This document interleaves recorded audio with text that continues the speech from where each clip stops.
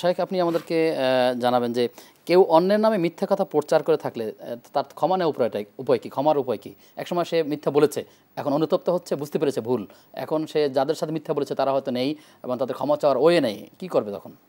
নবীজি সাল্লাল্লাহু আলাইহি ওয়াসাল্লাম বিদায় হজে আরাফার ময়দানে বলেছেন, ইন্নাল্লাহা হাররামা আলাইকুম, আল্লাহ সুবহানাহু ওয়া তাআলা তোমাদেরকে খুব জটিল কঠিনভাবে হারাম করেছেন।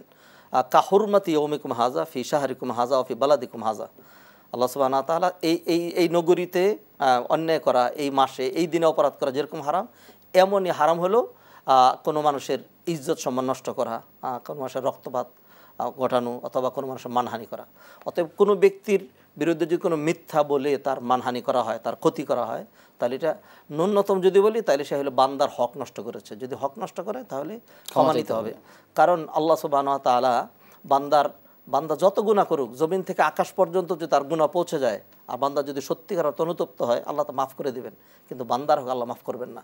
নবীজি হাদিসে বলছেন, বুখারীর সহিহ হাদিস, এটি ইউগফারু লিশ-শাহীদি কুল্লু শাইইন ইল্লা দাইন, বান্দার সকল গুনাহ মাফ করে দেওয়া হবে, কিন্তু সে অন্য ব্যক্তির হক যেটি নষ্ট করেছে সেটি মাফ করা হবে না।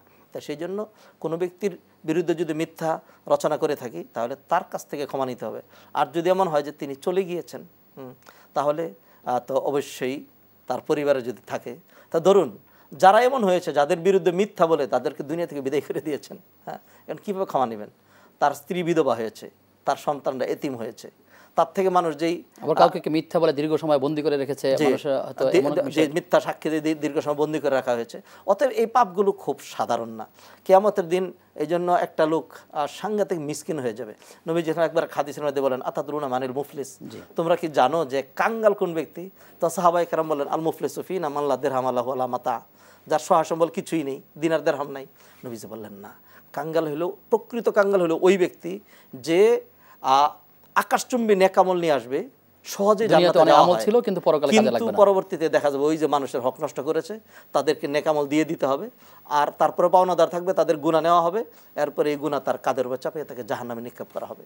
অতএব আমি যে সালাত আদায় করছি এর কারণে এই যে জান্নাতে চলে যাবো এমনটি যেন মনে না করি, মসজিদ মাদ্রাসা নির্মাণ করছেন জান্নাতে চলে যাবেন এমনটি যেন মনে না করি। বান্দার হকের ক্ষেত্রে ভালো কাজ, তবে নিঃসন্দেহে ভালো কাজ, যেগুলি কারণে হওয়া যাবে না। তবে একটা জিনিস, এবাদতে অনেক সময় কিছু ত্রুটি যদি থাকেও সেটা মাফের সহজ ব্যবস্থা আছে, কিন্তু বান্দার হক যদি নষ্ট করা হয় তাহলে সেটি খুব সহজ না।